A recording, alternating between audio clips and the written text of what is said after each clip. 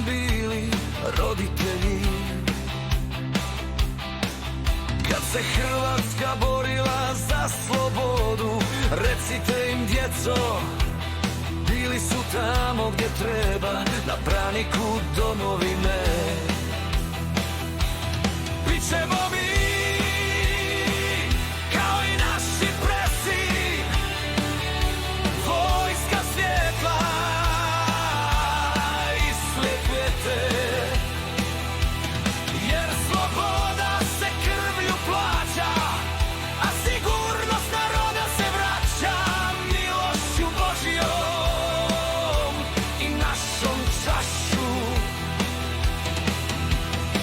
Neka vas djeco ne bude sram što Hrvatsku volite i što ste potomci ljudi koji su svoje živote podarili obrani slobode. Bićemo mi kao i naši preci,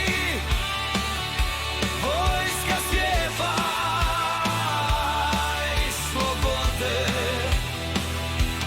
jer sloboda se krvlju plaća, a sigurnost naroda se vraća milošću Božjom i našom čašću.